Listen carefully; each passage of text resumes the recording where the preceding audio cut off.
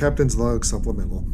I need to set up a reminder to call my mother on Mother's Day, regardless of any other crisis that might be going on, apparently.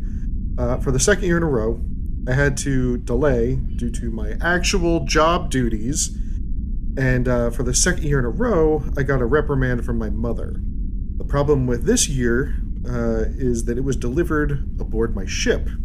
The other problem is that this year was my mother's first as a single woman since my father passed away, and she won't stop sexually harassing my senior staff.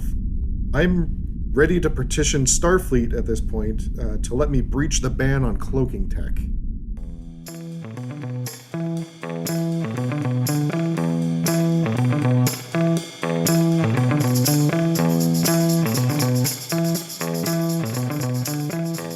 Good evening, everybody, and welcome to Captain's Log Supplemental. My name is Stanford. I am joined by our producer and my lovely wife, Mariah. Hi there. As well as my two friends and co-hosts, Rob. Hello. And Chris. Howdy, howdy, howdy. Captain's Log Supplemental, we're rewatching Star Trek in chronological order in terms of the universe's stardates. We are started with Enterprise, and today marks the last day of Season 3 of this podcast, which means I need to change all of the numbers to 4 when I do all my editing. Woo! We're still, we've been cranking along now for the better part of 2 years. And we're having a lot of fun, but we still are a pretty young and new podcast. We have a small audience. It would be very, very helpful if our small audience went out and gave us some reviews, rated us 5 stars. We are 5-star people after all. And, just told their friends about us, told any Star Trek communities you are a part of, or any communities of people who just want to listen to several 30-somethings men complain about shit, which is, I know, like a revolutionary podcasting topic. Like, no one else has done this before, I don't believe. 3 white men talking about something it's never been done before. Mostly complaints too. Yeah, we're really breaking new ground here, which is I think why we are having so much trouble getting anybody to listen to us. I mean, I don't think mine are mostly complaints. The complaints are really mostly coming from one sector here. Yeah, but complaining about that sector is also a complaint. That's valid. That's fair. All right, so I'm going to use this moment as a platform to complain about something. Okay. Yeah, that tracks. Go ahead. So, strong. All right, and I'm gonna say some names here because not enough people listen to us that this is gonna matter. Back in January, I had a meeting. So there is an independent tabletop RPG company called MCDM. Okay, it's Matt Colville's company. Rob, you are familiar with them, I know. Yes. But Chris, I don't know if you are or not. But anyways, Matt Colville was like an internet personality that became a purveyor of like tabletop RPG supplements with his company. He also runs a live play. And they pushed an RPG system that raised like a couple $1 million. Great. Some sort of crowdfunding campaign. Awesome. Good for them. Well, one of our friends works for them now. And so I reached out to him because Rob and I own Legendary Pants and we make dice for RPGs. And their system was going to use proprietary dice set. It wasn't going to use the standard RPG dice. It was going to use some kind of combination of different dice. And so I reached out to my friend, our buddy, and I was like, hey, can you get us in contact with whoever's in charge of this project? Because we'll make dice for you. That's a great opportunity for both of us. We'll get you some dice and we'll have access to your, 15,000 customers that just backed your Kickstarter and are looking for dice. They got us in touch. In January, we had this meeting, an awesome meeting where, one of our directors, Amy, and I, explained to them how dice making works. We gave them samples and all this other stuff over the course of an hour and a half. And they're like, great. We're still working on our playtest material and figuring out what dice we're actually going to need. We'll get back to you. And then we got ghosted. Heard nothing. And then a week ago, they launched their fucking dice campaign, and it's raised over $200,000. And I am so fucking mad about that. Yeah, I mean, at least if you're not going to go with a courtesy email. Yes, exactly. Like, I would feel so much better if they at least were like, hey, thanks for your time. We want a different route, but we really appreciate the information. Good luck. Fine. I've been like bummed, but like not mad about it, Sure. Fuck. And their dice are just shit too. Cause like, I know not only do we have better dice, I can make better dice. And they're just using like standard Chessex colorways and stuff. Oh, it's just fucking crap. So mad. Rah. Braggle. Anyways, how's everyone else's week going? It's good. My parents are visiting, so it's nice to see them. Hi, Mr. Emmerich and Mrs. Emmerich. Yeah, it's been good to have them here. They've been for a couple days now, so that's good. I've got the week off to hang out with them, so I can't argue with that. Very nice. Yeah. Are they here for the whole week, or are they only here for like a few of the days, and then you need a couple extra days off to like recoup? Oh, no, they're here for they got here on Monday and they're leaving Sunday, so they're here for the whole week. But they're very chill, so no real recoup necessary. Oh, cool. Yeah, I don't know. Like, so I know like different families have different like visit each other and hang out policies. Operating standards. Yeah. Like, Are your parents like? So it sounds like your parents are not the kind of people that like when they come they expect to be like entertained and shown around and stuff. Correct. Yeah. No. Like we'll try to do something at least one thing a day. Like do at least one little thing a day just to do something. But like they're definitely cool with just chilling. Watching a movie, hanging out, chit chatting. What have you. So they're very low maintenance. Sure. Okay. Yeah. That's my how parents my parents always want to play card games. Yeah. Yeah. Because card games are awesome. All right, cool. All right, well, fuck it. I guess we'll get into it. Okay. I said the end of banter. Bam. End of banter. So this week's episode is 0 Hour. As I mentioned at the top, this is the season finale for season 3. The last scene of the season finale makes it feel like a season finale. So they really nailed that. We get a cold open. We get a recap that I did not watch. And then we are put right back into the action with the orb, like making its way through space, while the reptilians are toasting their upcoming victory. The way that they do so is by eating live mice. Yeah. Which, like, okay. So listen, it's whatever, right? But like, we were all already on board with hating the reptilians. Right? Like, was this really necessary? Eating live mice does not make me hate somebody. Like it's an alien. They have a culture. Like their food is different than ours. That's fine. I was reading on this one. This may be a kind of nod or homage to a sci-fi miniseries in 1983 called V. Yep. Where they ate rats. Yep. Yeah, where they it was like a race of reptilian aliens kind of subverted Earth, and there was scenes of them very similar to this eating rats. I was like, when they held the rats up or the mice up or whatever they were in this scene, some sort of rodent, I was like, oh shit, okay. But then the scene kept going as they as we watched the mice enter like the masks of these people. Right. And I was like, man, they went all in on this practical effect. Yeah.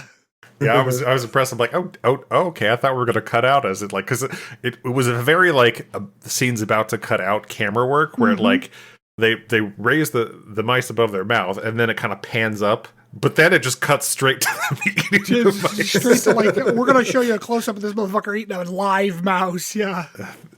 Oh man, it was convincing though. It's all right. And then we get, of course, some Faith of the Heart. So we come back from the intro to kind of the Archer and Reed and what was his name? The black guy. Travis? Deepak? Is that what he called himself? Deepak, yeah. Yeah. The guy whose character literally has no name because apparently they don't name him because this show is awful. Even though he's had so many fucking speaking lines, it's ridiculous. So many lines, so many scenes this guy I'm pretty sure he's spoken more this season than Hayes. Like, so, okay, the crazy thing to me is they went out of their way to name the aquatic leader and at least hint that there's a name for the insectoid leader. Yeah. At least gave the insectoid leader's name like a story. Yeah. But this guy's just like, it's the black guy. Mm-hmm. Yeah. They're talking about how they're going to take care of the sphere. The problem is that Degra's files on how it is constructed are all encrypted. That's not how, like how did they subcontract? How did they build this thing if Degra's the only one who had access to the schematics? Shut up. That's anyways. So they gotta have Hoshi do her expert encryption work again. Half brain dead Hoshi. We cut to one of the most worthless scenes I've ever seen, which was them in oatmeal space telling us what's already happening. They're basically like, the humans are gonna, like, they're being plucky. It's like, yeah, we know. Let's move on, okay? Well, they do say that they're gonna increase the oatmeal spacification around one of the spheres. They're gonna dump more oats in the pot. Yeah, they're more oats in the pot. Which, I mean, if they could just do that, I ask again, why haven't they been doing that? I was also wondering that. We get back to the Enterprise. Tucker's like, yeah, I can figure out your deflector pulse issue, but it's going to fry every fucking circuit on the ship. And T'Pol's like, and get it done, man. Like, it's either you do that and maybe everybody on the Enterprise dies, or like trillions of people die. So what do you want to fucking do? And,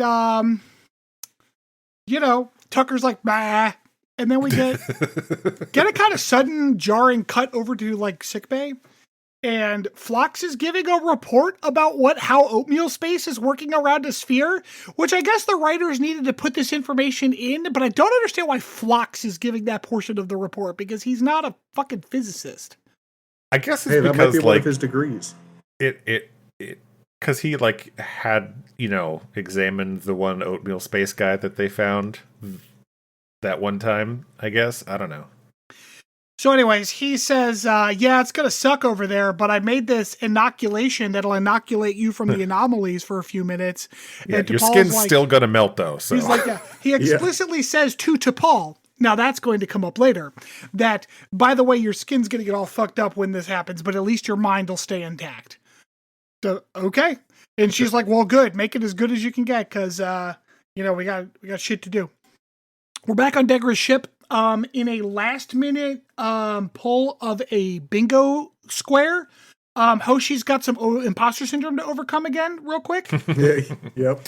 As she's like, I could have fought harder against the literal mind control disease that she was given from an alien. Mm-hmm.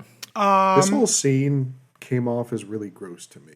It was a little odd, especially when I had the next, like, two notes. I said, first, Hoshi looks like hell because she's still all, like, beat up. But then my next note is, ew, don't hold her face. Because, like, Archer takes her face in his hands, and that's not the kind of relationship they've ever had, so it's fucking weird. It's weird.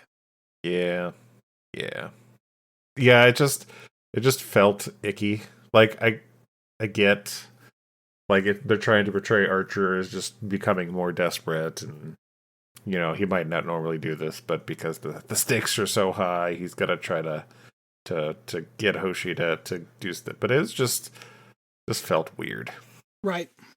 We're back on the sphere as the reptilians are complaining that they have to pop out of orbit, vortex space, so pretty far from Earth.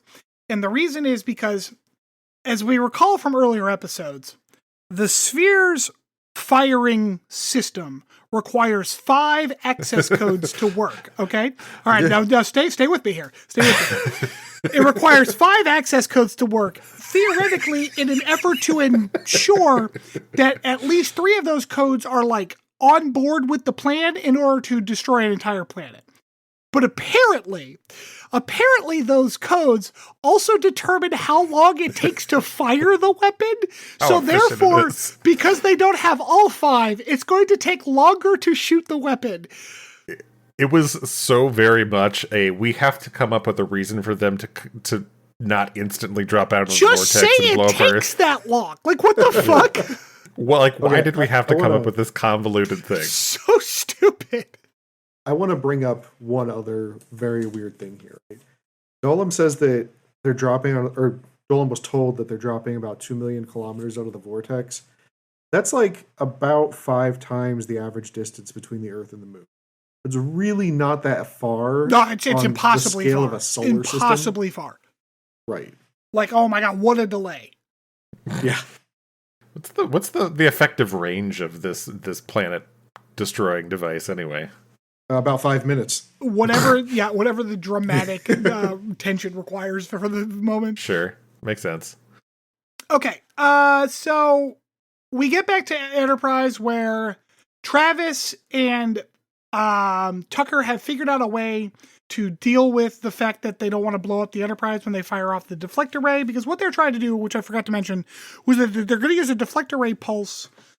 Those are just words that are put together, but I'm pretty sure that's the phrase they used to like blow up one of the spheres in the hopes that it will cascade and blow up the entire network of spheres. Now, this is not the destructive orb. These are the spheres that make the expanse. Right. Try to keep up. Yeah. So their plan is like, well, instead of using, I guess, all of the shitty wires on the ship, they're going to use the better wires that come out of the impulse array, and like those will power it instead, because Star Trek. Yeah, because shut up. So this entire scene was to tell us that plot point. Great. Move on. Archer and Reed are talking about their plans for being inside the weapon.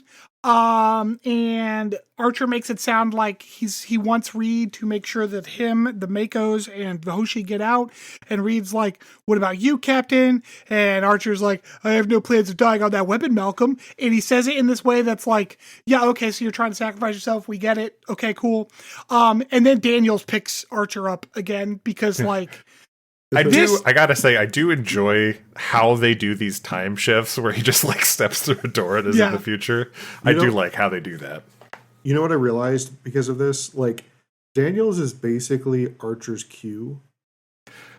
Yeah, except he also looks like Mark Zuckerberg and it's bothering me the whole time. I mean, sort of. He's not quite as impish as Q is. He's not quite as meddly. No. But he's, yeah. Daniels is back. He has taken Archer to the point at which Archer himself signs the like United Federation of Planet charter, like founding charter. He says like a little more than 7 years from now, which is a bold plan for this show. Like, oh, I've got a trivia note here, by the way. Oh, trivia! Oh! It's just trivia facts with Chris. I don't remember. So this the railing that he's looking over when Daniels and Archer are there, the window that they're behind is actually a reuse of the port used on the Enterprise J in the Azadi Prime episode, which was also Archer and Daniels. Yep. Yeah, this is Daniel's little room. He just gets to have. Oh, it's fun facts. Facts with Chris. The Enterprise J, that was the one where like they went to the future and saw like them fight the dumbest Enterprise ever. Yeah, that one.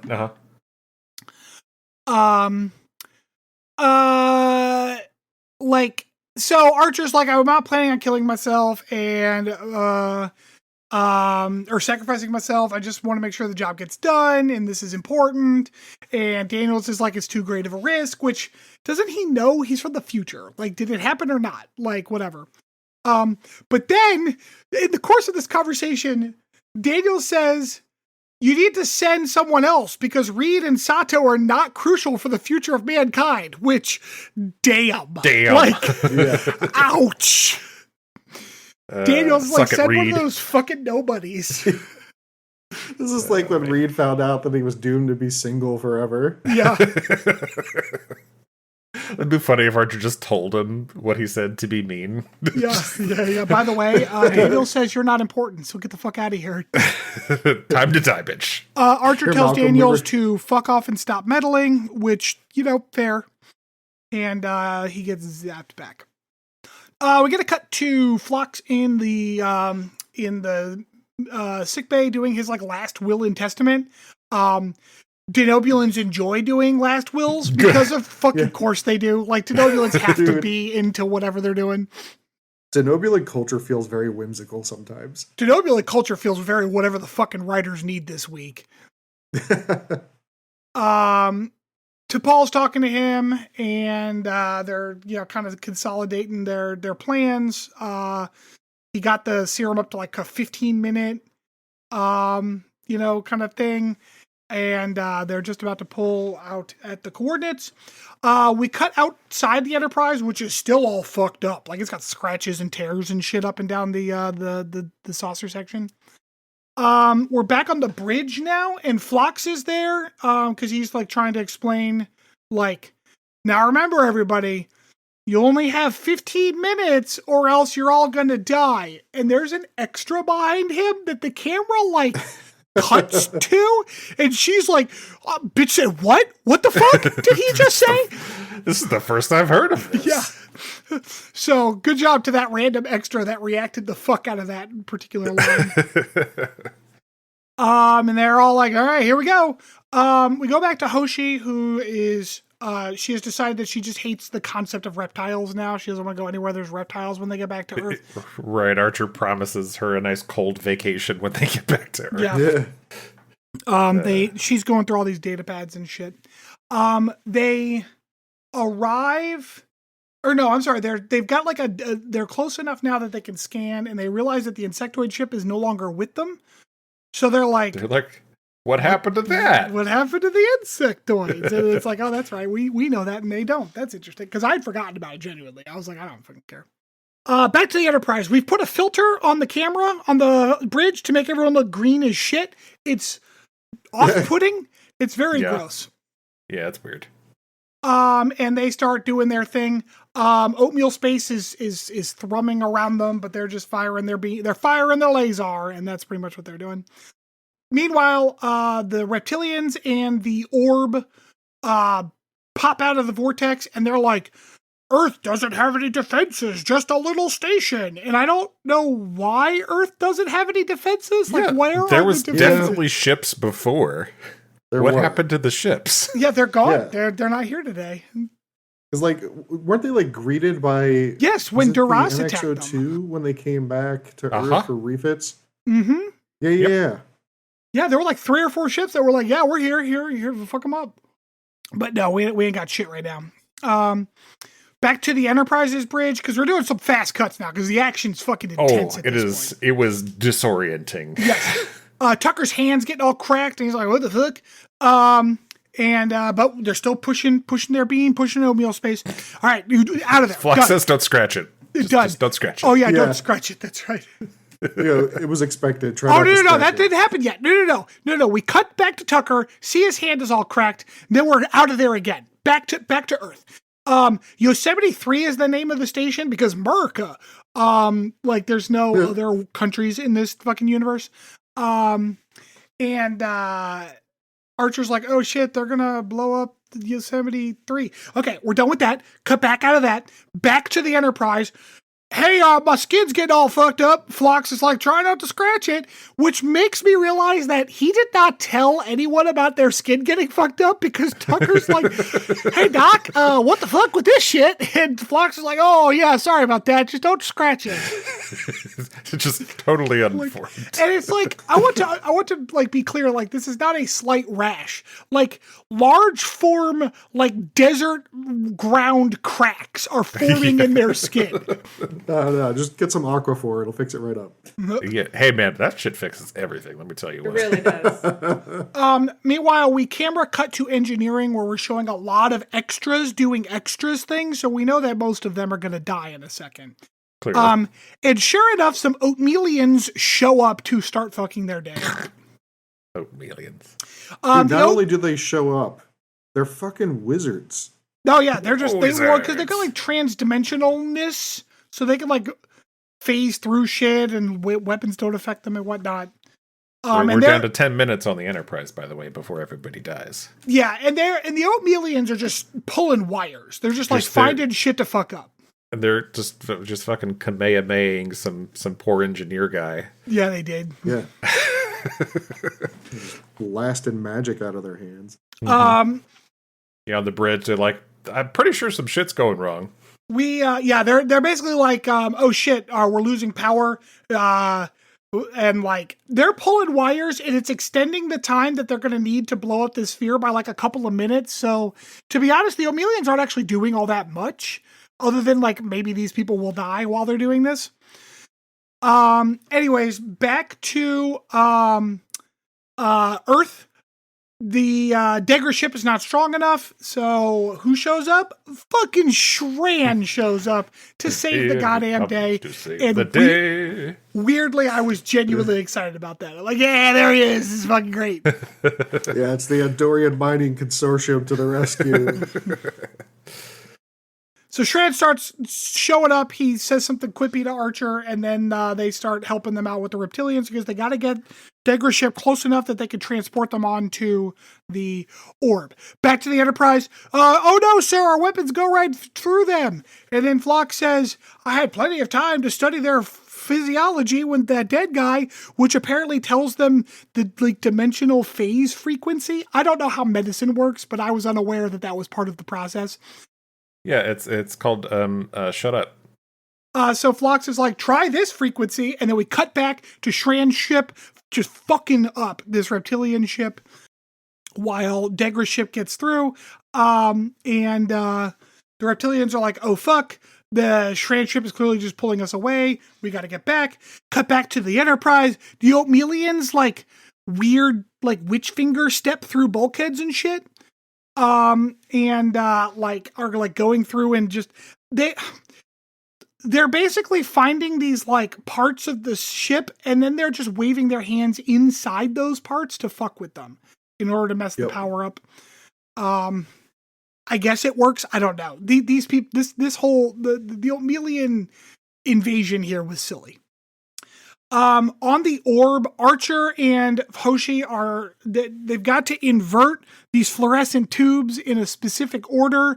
Fortunately, these fluorescent tubes are color-coded and able to be inverted because, like, that's handy. Because the plan is to invert them in a certain order so they can blow the orb up. Right, they'll overcharge it or whatever. We actually stay in this scene a little longer than normal because we got to watch this Mako dude be pretty fucking competent right up until he's not. He's like an excellent fighter until they need him to die, and then he just gets stabbed in the stomach and kicked down like... this orb has like a bottomless shaft. Yeah. Yeah, it's the Death Star shaft. And there's no railings or anything. It's great. Yeah, what is with that? What is with the future and no railings? I gotta like. Yeah, in the future, no one stumbles.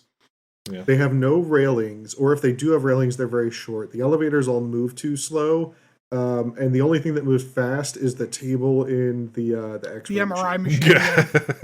Yeah. The priorities are all wrong here. That's the Enterprise. We get a shot of everybody's face, and everyone's looking all fucking cracked. Like there's just cracks all up and down their skin and shit. Like, this is definitely looking like some permanent injury stuff. Yeah, skin should not do this. I couldn't tell what the Omelians were actually accomplishing or how it was helping them, but I guess it didn't work because they finally collapse the sphere as Tucker does one last poke through the periscope. I don't know. It was some weird acting. And then a giant lightning like shot, like the one sphere collapsed and it fires lightning off to the next sphere, and that collapses and fires lightning off to the next sphere. Real convenient that that's how that works. Their transformed space must be collapsing in on itself, which to be honest sounds just as bad. Like that doesn't sound useful to anyone living there, but guess that's fine. Back on the orb, it said that the point at which Archer's like, get everyone out of here, I will blow up the orb. Reed pulls the explosives that were just like in his pockets. They weren't like secured in any kind of bag or like a case or anything. He's just got his... I was going to say, you did skip over Reed's Gloria moment here, where he like swung down from somewhere above screen to kick that one reptilian off the platform that had just killed that Mako guy.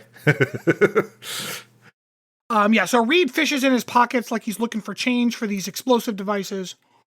Hands them to Archer, says, good luck, Captain. And then Archer, these explosive devices are very convenient because they're incredibly strong, but also not like high yield enough that he's able to hide like 12 feet away. So he just hides behind like this tiny little pillar. They explode. Then I think it's actually, what's the main reptilian dude's name? Dolan. Yeah, Dylan. Dylan shows up and they get into a fisticuff. At one part, Archer's kicking him straight in the face, and Dylan does not even fucking flinch because Archer is a little weakling. As we know, all aliens are stronger than humans. Yep. As we're like watching this fight, we get a cut out to the Andorians finally blowing up the reptilian ship, which was fucking great. The Andorians fucked that ship up. Back inside, I'm telling Archer to pull those little weird reptilian hairs off of his head. I'm not sure what's going on with those. But then I guess Archer manages to plant one of the pocket explosives inside the reptilian's incredibly inconvenient armor because the reptilian cannot get the explosive off of himself because his armor tubes are in the way because the reptilians do not design good armor, apparently. This was legitimately funny. It was funny because he was like, oh no, and Archer then hides behind that same little pillar and then blows the reptile up. And my note here is, lol, fuck, boom, reptile, and then terrible CGI, though. Because, like, these CGI chunks of him, like, fly off, and it's terrible. Yeah. Yeah, we also, immediately after that, get a very, like, nonchalant run from Archer away from the exploding. I have a note here, Chris, and why is it? Why is what? Why does he run away like that? Because cool guys don't look at explosions? That's what my note says. Cool guys don't look at explosions, or whatever your fucking song is. Cool guys don't look at explosions. Yeah, cool guys don't look at explosions. I don't know if there's a verse of that song that says cool guys run very, like, do a light jog away from explosions. A light jog away from explosions. In slow-mo? In slow-mo. Yeah. We see the orb explode from the outside, but we do not see Archer get off that. Yeah. We do not see him leave the orb. So we're back in the Enterprise. Tucker and T'Pol are talking. Hold on. Oh. It's acting captain's Starlog from T'Pol. Oh, that's right. Acting captain's Starlog T'Pol, where she fucks up the date. Oh, yeah, okay. I was going to say, did you catch that she fucked up the date? Yeah, go ahead, Chris. Fun facts with Chris. Yes, so in her Starlog, she says it was the year is 2152, but it was actually 2154.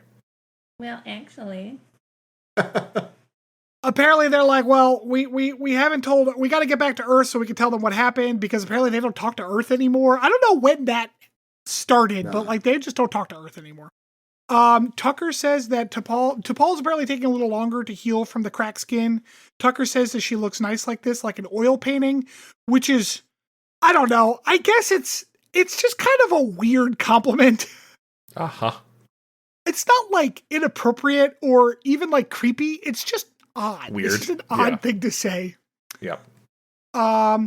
T'Pol's like, how dare you call me old? I'm not old. I'm only 66. This is where we find out how old she actually is. It turns out to Vulcans, age is just an a very intimate piece of information, so she doesn't like to share it. All right, it's my time to actually here. Oh, here it comes. She said that she would be 66 years old on her next birthday. Pardon me, she is currently 65. Yeah, she will soon be 66, yes. Thank God we cleared that up. That's an interesting fact, I guess, that Vulcans find their age to be intimate, which is fine. Although Tucker's like, intimate, eh? And she's like, Reed's like, Captain didn't make it. The Reed shows up. They're like, Captain didn't make it. And they're like, all right. I'm like, oh, cool. Thank God. Maybe he's dead. I know he's not, but I can hope. Jesus. Anyways, so the Enterprise is still in the Expanse. The aquatic ship is going to take them back to Earth, so they unberth back into the fucking aquatic ship. It's going to take them about a day to get back to Earth. Fun fact, that's incredibly fast because they are at least 50 light years from Earth right now, making this the fastest that any ship has ever traveled in the series, except for like a couple of times when TOS just spouted random numbers. Yeah. Yeah, that's probably true. They go 18,000 times C, which is like twice as fast as warp 9.99. Well, what about when the Enterprise got kicked out of the galaxy? Right, so that's warp 10 shit. That's like when their speed is infinite, so like sure. But like you're not even traveling at that point. You're just existing everywhere at that point. Like I'm not sure that counts. Yeah, that's true. Because like in Threshold, Paris technically. But like And barring as a we couple all know, of, when you go warp 10, you just turn into a lizard. unless you're on the Enterprise D. Shut up. Shut up. So like he turned into a lizard, but obviously they were able to reverse that process. So shouldn't they still have done that to get home? There was so much hand waving about that. Just saying.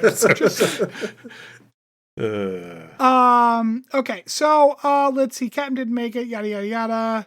They get back to Earth in a day. This vortex technology is incredible, but they never use it again. Destroying all those spheres is going to fuck with some cultures in the Expanse, I kind of realized. But that, that would have been an interesting thing to talk about, but we're never going to talk about the Expanse ever again. No, not once. Yeah, let's talk about how they just collapsed the Trillium D economy in a single stroke. But but it was just that mesothelioma guy, so like...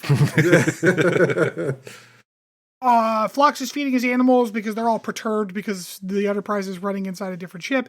At first I was like, man, shut the fuck up. But then I was like, well, I guess maybe the ship vibrates differently when it's not like under power. And so the animals can feel that. I don't know. Anyways, T'Pol comes to say, Porthos is there. He's the saddest, goodest boy. He's like the saddest, goodest boy in Starfleet, which is like, well, he lost his best friend. Like, does Porthos know? Because Archer's been gone for like less than 2 days. Like, Archer's definitely been gone for longer. But I guess they told feel it, damn it. Porthos. Yeah. Anyways, I assume another fun fact of Chris is coming up here. Oh, I don't think I have one for this. Oh, this is the first time that T'Pol ever talks to or touches Porthos. Interesting. And she talks... And she's clearly talking to herself in this scene. Yes. Like, is what this was meant to be. And she's talking to the dog, and obviously, just a momentary choking up because it's a fucking dog, and like it's sad, and fuck this show. That was some kitschy bullshit. Got him. All right. They get back to Earth. The aquatic ship's like gives birth to the Enterprise, and then's like, all right, peace, and they fly the fuck away. Earth's like, Starfleet headquarters not responding. There's no orbital platforms. There's no Lunar One colony. What the fuck? Oh well, whatever. So they're like, well, we'll get in the shuttle pod and we'll go down to San Francisco. We'll see what's up. They go down to San Francisco. They're flying over San Francisco. They can see San Francisco. And they're like, looks pretty normal to me. But then they are attacked by P-51s. Because it's like it's like 1940s San Francisco. Whoa! How the fuck did they not recognize that San Francisco looked different from the air from the 40s? I have a different question. Did the Xindi time travel with them? That is an excellent question we will never, ever get an answer to. All right, cool. I don't know the answer to that. I also don't know that dude in the Nazi uniform was a Xindi. It was not a reptilian. It was something else. Yeah, it's definitely something else. No, I meant like the aquatic ship the aquatic ship got out of. Oh, that's a question that Memory Alpha says is unresolved. So yeah, like I said, you would never get an answer to it. Oh, okay. Well, that's fun. But yeah, we cut to... So we're in the 40s apparently because some P-51s, Mustangs, is that better? Attack the shuttle pod with their guns. That's not how that works, but it's fine, whatever. Then they cut over to like a German medical camp where Archer's unconscious and everyone's speaking German and like it's Archer. But then we also cut back to like this random blue dude who's also in a Nazi uniform. Right. And I guess the Voyager holodeck episodes weren't enough with aliens in Nazi uniforms, so we had to do it here too. I'm like, I don't remember any of the plot points in season 4 whatsoever. But like, yeah, that's the only thing I could think of when I saw this was didn't Voyager do this already? This exact thing. Yeah. And that's the end of the series. That's the end of the season. You're trying to speak it into existence. I understand. Yeah, but it's all right. So as I said, the last scene is definitely a very like end of season cliffhanger where it's like, whoa, what's going on? Although usually the end of season cliffhangers in Star Trek are like, here's a problem that's pretty big at the beginning of the episode that doesn't get fully resolved, and so we have to wait Right. till next time, rather than right at the end of everything being Here's a resolved. whole bunch of new shit. We throw just some random fucking cliffhanger at you and then say, hope we don't get canceled, which is rumored to be the reason they did that scene. Wow. Funny. Yeah, the rumor is apparently that they threw that scene at the end because they wanted people to be so upset at a cancellation that the executives would decide not to cancel the show. That is as equally as stupid as I would figure the reason would be. Yep. All right, so on a scale from 1 to 5, where 0 is threshold, how are we feeling? A lot was going on. It was fine. It was a 3 for me. I mean, nothing was particularly egregious. Nothing was particularly good. A lot of scenes happened. It was fine. It was 3. I originally started out with a 4 until the very last scene, because, like, dear Lord, I just needed a little bit of closure from this whole Zindi arc, and then they're just like, oh, have fun back in Nazi Germany. No, yeah, as I recall, we'd never speak of this indie again in the next season. That's correct. Right. They are never even mentioned. Awesome. The next time the Zindi are mentioned, I believe Idris Elba does it in the third Kelvin. of the Kelvin universe. Yeah. Duh. So you gave it a 3, Rob? Yeah, it's a 3 Okay. for me. I also gave it a 3. It felt like some pretty standard Star Trek. Like, it was just like action, Yeah. action, plot resolve, and then the stupid cliffhanger. Yeah, it was like Sure. they had storylines they needed to tie up at the end of the season, so it felt like a lot stuffed into one episode just to tie the bow.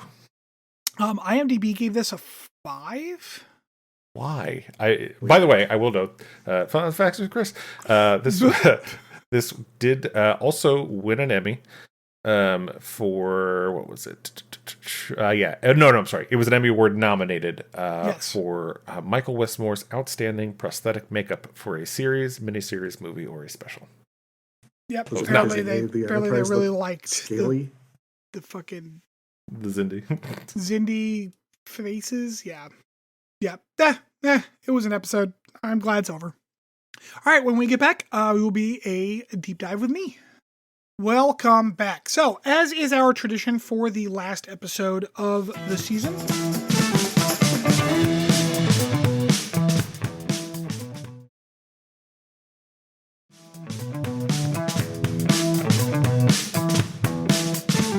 I have we're gonna talk about the season, how we felt about it overall. But in order to keep everyone fresh, I have some summaries of each of the episodes to go through. The first time I did this, I struck gold by doing it off the cuff, and the second time I did it, I felt like it really lacked. Like I didn't quite hit that gold again. So this time I wrote them ahead of time. Now I just kind of wrote like the first thing I thought of. I didn't like vet them. These didn't go through a writer's room, so they might still kind of suck. But I did write them down ahead of time. All right. All right, so season 3, episode 1, the Zindi. The whole show takes on a new tone as we start a season-long arc, which is nowhere near as jarring of a shift as the new Faith of the Heart. Also, Yes. mesothelioma sucks. All right, episode 2, Anomaly. Convenient plot pirates lead our heroes to a sphere, while T'Pol and Trip try out a handsy new activity. Vulcan neuropressure. All right, episode 3, Extinction. A virus makes Archer, Reed, and Hoshi dumb. It somehow goes downhill from there. Accurate. I think that is my Was this lowest rated season? episode, actually, of all of them. You're what, Chris? I think that was my lowest rated episode. I think that's the I only one I've believe- rated a 1. I think I also gave it a 1. All right, episode 4, Regine. A sexy runaway slave is actually a sexy spy. Oh God, I forgot about that one too. Mhm. That was Yes. awful. All right, number 5, Impulse. We have one good writer, and we let him do this one. Never again. Also, Yeah. Vulcan zombies. Yep. That was a fun episode. Episode 6, Exile. Hoshi gets stalked by a guy with crab legs on his head, and then it gets creepy. Episode 7, The Shipment. The Arboreals promise that your weapons-grade materials only have 3 hairs per serving. Delicious. Episode 8, Twilight. Hey! Let's do something fun that we'll completely hand wave by the end of the episode. And Malcolm looks dumb with a goatee. Yeah, he does. Episode 9, North Star. Yeehaw! Yes, accurate. Perfect description. Episode 10, Similitude. Ethics? Bah, grow a clone, murder it, but it's okay because there was a funeral. Episode 11, Carpenter Street. Because time travel is never a boring plotline, and all of Detroit's air goes through one rooftop fan. That's true, yeah. Some really weird infrastructure. Episode 12, Chosen Realm. Religion is stupid, get it? We're so intellectual. Episode 13, Proving Ground. The Andorian Mining Consortium runs from no one. Also, again, everything is better with Shran. Everything is It better. really is. Like, I remember you guys were, like, really playing him up at the beginning of the show. He definitely is, like, the best payoff. Oh, yeah. Yeah, he's definitely the best part of the show. Episode 14, Stratagem. War crimes are okay if we take away the victim's memories of it, right? Definitely. Episode 15, Harbinger. We meet our first Oatmealian, and he's not doing great. He really was not. Episode 16, Doctor's Orders. Phlox and Porthos in the team up the world needs, but doesn't deserve. Fox and Porthos. Episode 17, Hatchery. Stomp dem babies. Stop that, babies. How could it be anything else? Chapter. Episode 18, Azadi Prime. Tactics, fuck that. And underwater spaceships. Whee! I'm not happy that my head was like, that could be merch. Stomp them babies. Stomp dem babies. Yeah, see, I really don't want if to we make had t-shirts. if we had a big audience and yeah, we could totally do a Stomp dem babies merch. Yeah. Just like a foot man. and like one of those little like Zindi Alien. reptilian baby looking Oh bugs. my God. Yeah, Uh-huh. 100%. Episode 19, Damage. Okay, maybe we should have used tactics last episode. Yes. Number 20, The Forgotten. Trip is sad. He writes a letter. He's less sad now. Yep. 21, E squared. The Enterprise's descendants mostly suck. Old T'Pol tells young T'Pol to ride that Southern D. Yeah, she does. That's right. 22, The Council. Archer gives speeches. He's bad at them. Also, GLaDOS fries a Marine. Oh, yeah. Oh, God. Yeah, real bad, too. Just evaporated that dude. Let's see, 23, Countdown. Oh boy, almost done with the season. And Hoshi is a cryptologist now. And then episode 24, that was today's episode. 0 hour. Boom, bang, kapow, zap, shran, sad music, Nazis? No notes. Perfect. I like it. So that was the season. What are y'all's thoughts? We'll start with Rob, because Rob, this is all new to you, so you get the floor. Yeah. Okay. So this is the best season so far. Everything around the conflict with the Zindi was interesting. I felt like they did a good job for. Is this really like the first time Star Trek has had a season long? Well, no, because they had like the Dominion War and all of Deep Space Nine. But like this was a good job by like the Enterprise writers of doing a season wide arc for the most part. Some of the weird like throwaway episodes in this season were particularly awful though. Yeah, I think that's the big takeaway for me, and I agree with you that it was definitely the best season so far. But they wasted too much time on just throwaway episodes where they could have explored more interesting facets of the Zindi situation. Yeah. I tend to agree. I think that like the Zindi stuff was interesting, and I don't think they're wrong to use a fair amount of time setting the like tone of the Expanse. Right. But it always felt like they set that tone right away, and then were just telling us about it again and again and again and again, and not in like useful ways, but just in like, okay, we get it. Like, let's tell a story here. What are we doing? Mm-hmm. And like I don't know if this is possible, but it would be kind of cool if in the new Starfleet Academy series they wind up like with the Enterprise J and we actually get to see like the war against the Sphere Builder. I feel So like that would be the an interesting tie-in. the problem is that the Academy is so farther in the future that canonically shouldn't happen. Right. Bummer. Okay. But that's not a bad idea. It's actually a genuinely very good idea. But also, fuck you, because Discovery had to go that far into the future for some reason. Yeah. You know what? I'm not even going to complain about Discovery yet. We'll get to Chris do is that. gonna hold on. We're getting to there that. next. Yeah, that's after Enterprise. Yeah. So, yeah, I mean, I agree, Rob. This is definitely the best episode so far. Best season so far. I still think that, like, aside from a few gems, overall, it's still not great. I'm a little, like, I don't think the showrunners did a good job in this show. Even if there was an episode here that I really loved and an episode here that was really good.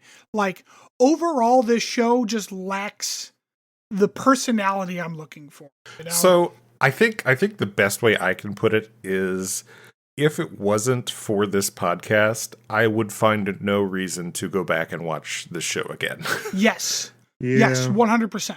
Whereas, like, I've rewatched TNG, I've rewatched DS9, I've rewatched Voyager. Like, I've rewatched all of those more than once. I think a lot of it has to do with the way that they develop the characters in this show.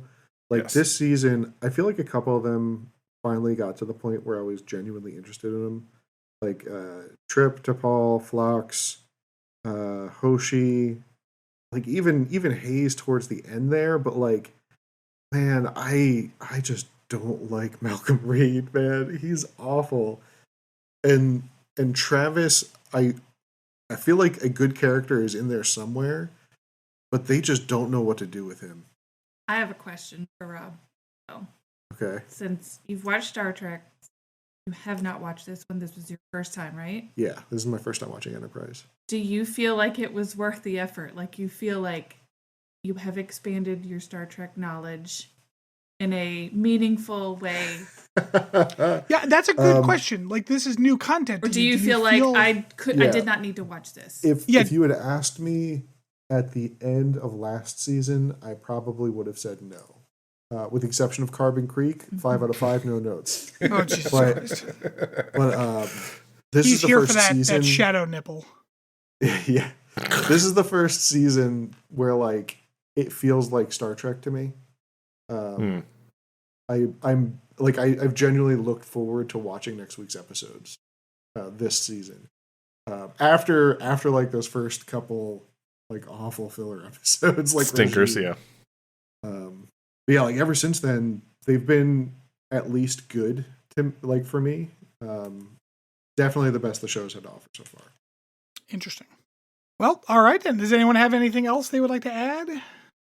Only one more season left, baby. How many episodes is season 4?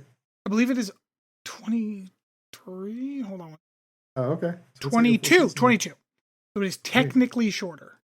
All right. Well, then we will be right back after this.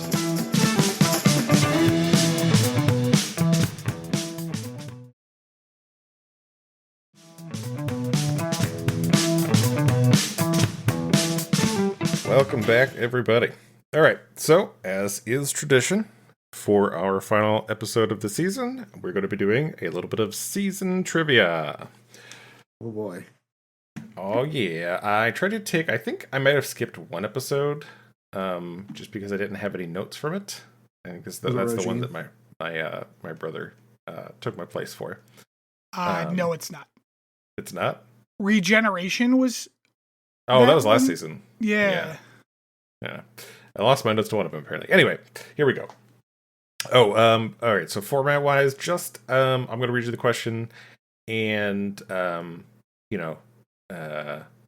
Wait, did you say what? Oh, you did season-wide. Yes, Are we not just going to do, like, every episode you just have to name that war crime? Or... Ooh, that's another good trivia idea. Thank you. I'm gonna implement that one. That'll be the end of the show. That'll be the last one. Name that war crime. So I am going to read you the question. I'm going to give you a few seconds. You're going to come up with your answer, and then I'll have you read your answers to me, and I will tell you if you're correct or not. All right. I don't have a good. writing implement, and my notes are on my phone right now. So You don't have I'll to be like taking notes in actually my head. write it. You can just Okay. mentally write it and just tell me what it is. Like I'm not checking answers. We're going on in our system here. All right, so here we go. Wait. That Klingon honor or actual honor? Shut up. Wait, maybe I missed. Are we writing our answers down? You don't have to write them down. Like I said, write them down. Oh, okay, Are then you- that's fine. I just need to know if I should. Yeah, you don't have to. No, I'm just saying. Like I'm going to give you a few minutes to come up with your answer, and then you're going to tell me.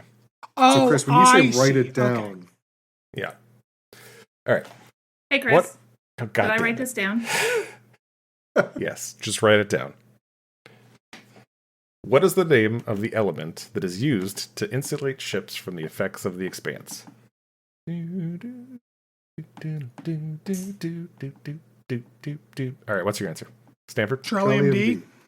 Perfect. You both got it. Yay, that was an easy one. All right. I like this shouting out at the same time because it's gonna be real embarrassing when we're both completely like different and wrong. Next time I'm going to have you read them off one at a time. All right. Question. Okay. What feature of the Vulcans helped T'Pol resist being changed into a different species along with Archer, Reed, and Hoshi? You ready? Yep. Stanford? I mean, no, but sure. Oh, the immune system. Rob? I was going to say they're slightly more bronze skinned on average than humans. Good answer, but no. It was K cells. Vulcan K cells prevented. Which is a part of their immune system. No, you are awarded no points. Next question. What is the name of the alien that Archer rescues from the slave trader and later betrays them to the Zindi? You should both know this one, so I'm guessing you're already ready? I'm definitely ready. Rob hasn't written down a single answer, is all No. I'm saying. Yeah, Oh, you fucking narc! Rescued from the slave. I have no idea. I honestly don't remember. All right, Stanford? Rajin. That is correct. Yeah, he actually just said it in his rundown of the season. All right. Next question. Which episode? And actually, after I'm done the question, just say, like, ready when you're ready. All right? Okay.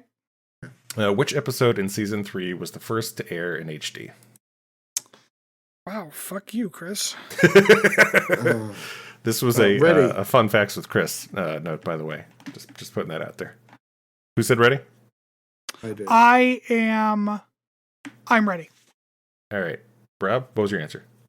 Countdown? Stanford? Azadi Prime? Both incorrect. It was episode 6, Exile. Excellent. Of all the ones. Right? Yeah, when the fucking creeper Beauty and the captures Beast. Hoshi. All right, next question. What substance was a key ingredient in the Zindi weapon that was also in the hold of Quark's ship in DS9 episode Little Green Men? Fun facts with Chris. Ask the question again, please. What No. substance was a key ingredient in the Zindi weapon, but was also named as in the Right. hold of Quark's ship in DS9 episode Little Green Men?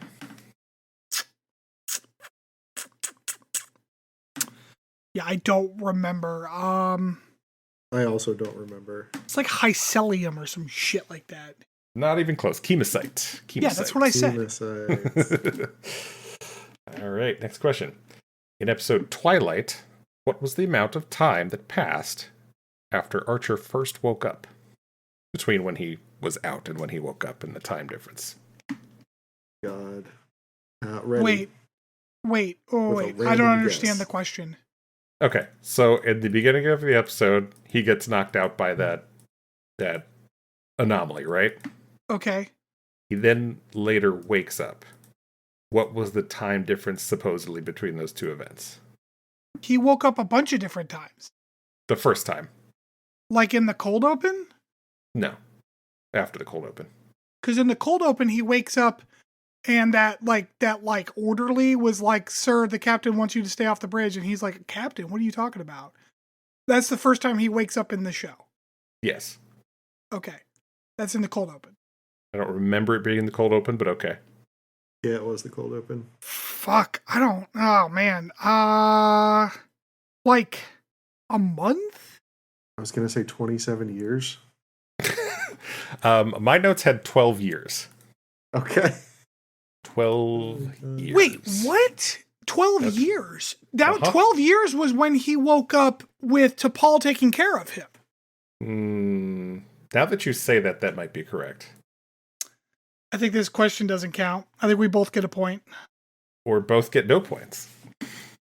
Yeah, no points. Or you go find out how. Wait, hold on. What was the name of the episode? I'm gonna go find out how long it was when he woke up in that fucking scene. We're moving on to the next question. In North Star, what was the name of the school barb that they saved? Oh Jesus, I don't remember her fucking name. God. She was a puff on Gilmore Girls. That's all I remember. Miss Duffy. It was Bethany. Bethany was her Bethany, that's right. All right. This is one you should get. What is the name of Trip's clone that Fox grows out of an alien larva? Remember, don't just shout out your answer. Tell me you're ready. Oh, I remember now. Okay, I got it. Oh, God, I don't remember. Are you going to remember? No, I'm not going to remember. Mini-Me. Stanford? Sim. It is Sim. Yes, that is correct. Sim, that's right. Yep. Similitude. The name of the episode is Similitude. All right. In Carpenter Street, what year did they travel back to in Detroit? I remember it being confusing. Yes. Yeah, because it looked way older than it actually was. Yep. It looked like it was from the 80s, but it was... All right, I think I got it. All right, I have a guess. All right. Stanford? Was it 2003? Rob? I was going to guess 2002. Man, you guys are both so close, but wrong. 2004. Oh, okay. Well, so my reasoning was it was whenever that episode was in the real world, because that was like the point. That's what I was thinking. I was thinking it was early enough in the season that it was 2003, but sure. Yep, 2004. Oh, that's right, because the first season was 2001. Gotcha. Yes. All right. Next question. What is the name of the name that the alien zealots that took over Enterprise had for the Expanse? Oh, I know this. I got it. Yeah, I figured you would. What is the title of an episode? I got that shit. Hint, hint, Rob. Mm-hmm. Yep. Yeah. Salt Lake City, Utah. Incorrect, Stanford. Oh, is that wrong? That was my guess. No, the Chosen Realm. Chosen Realm. That is correct. Yep. All right. What is the name of the Andorian that Reed flirts with in Proving Ground? Will you accept Dami Mommy? I will not. No, this wasn't Dami Mommy. It was also not Dami Mommy.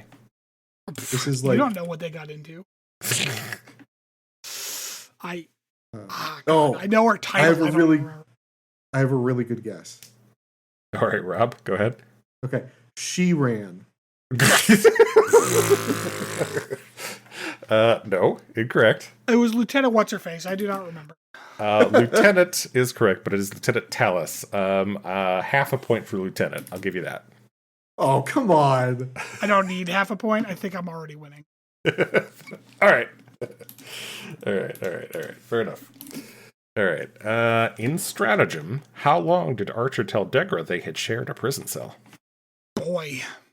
Man, he said it like 80,000 times. He did too. I think I've got my guess. I've got a guess too.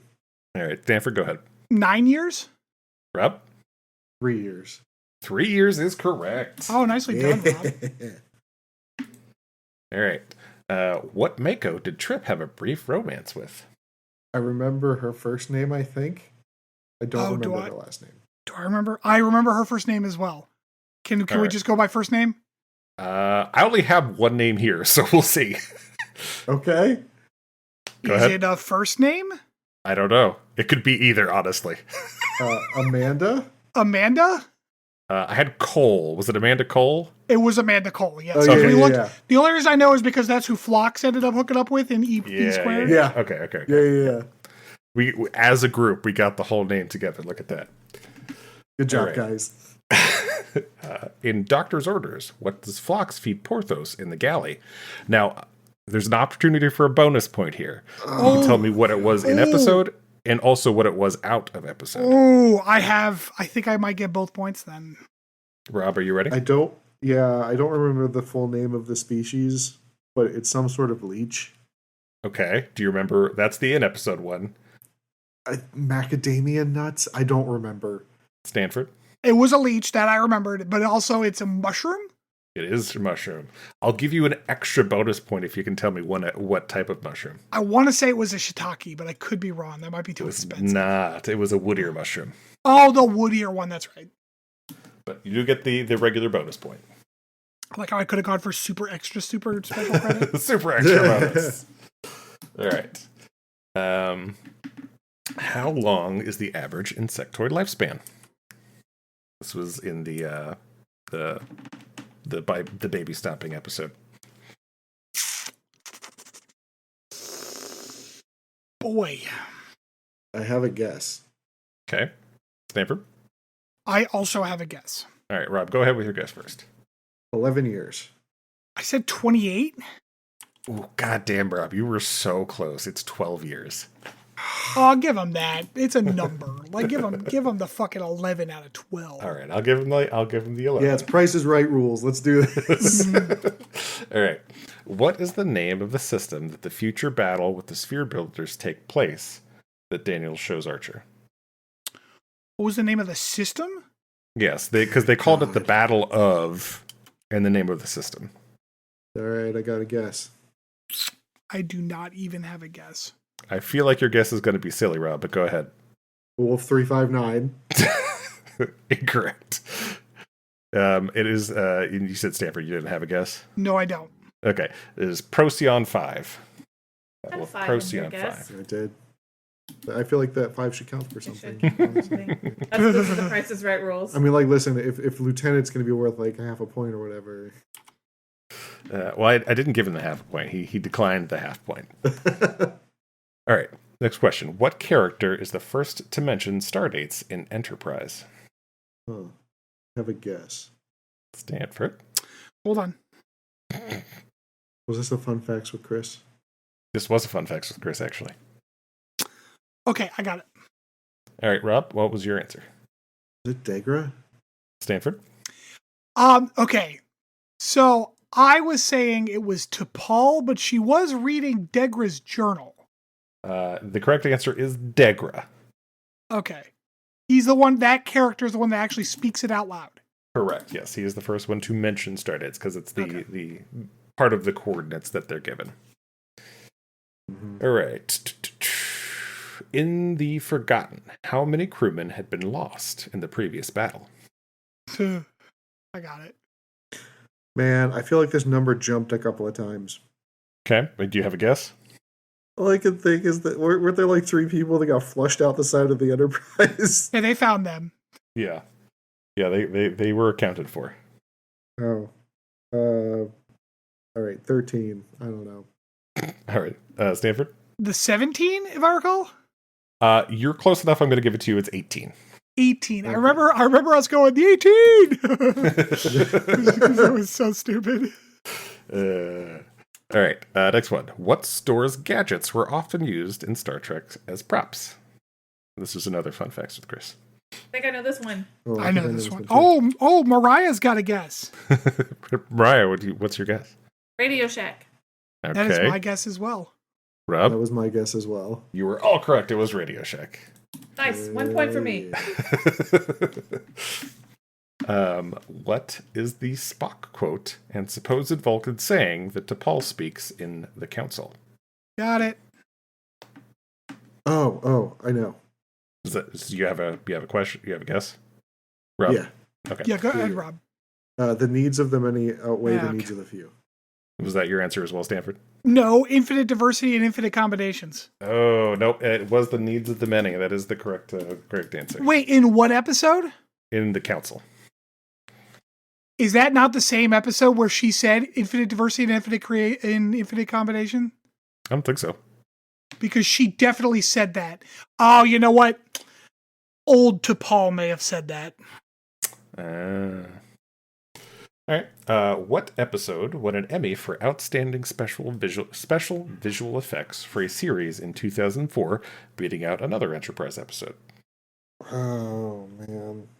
No, we talked about it. Mm-hmm. We did. I had a whole segment on Emmys.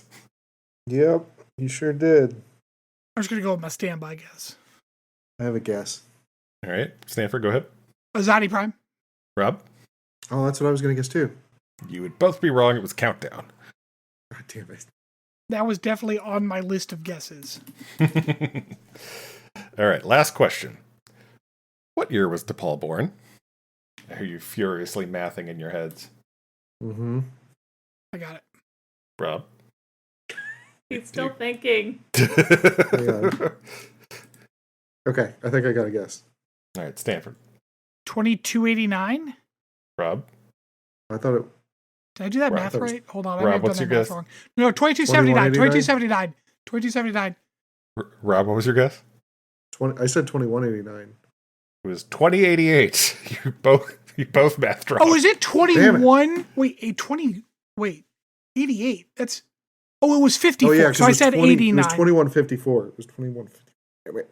It was 54. Yeah. I thought it was 2354. Nope. It was 2088. So that's, and then I subtracted 65, so I thought it was 89. Yeah. No, 2088.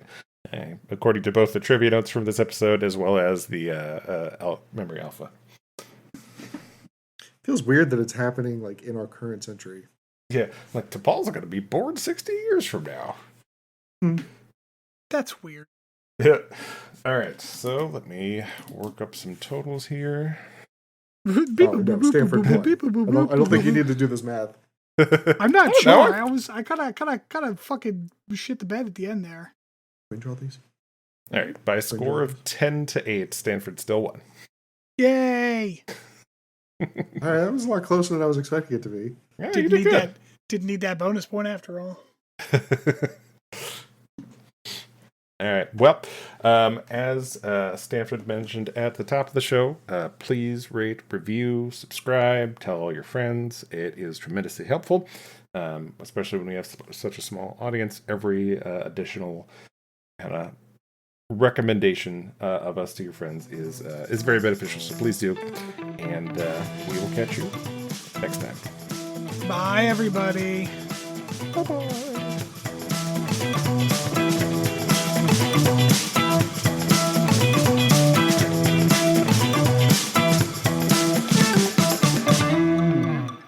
Thanks for listening to Captain's Log Supplemental. You can follow us on Twitter at PodCLS or send us hate mail at podcls3@gmail.com.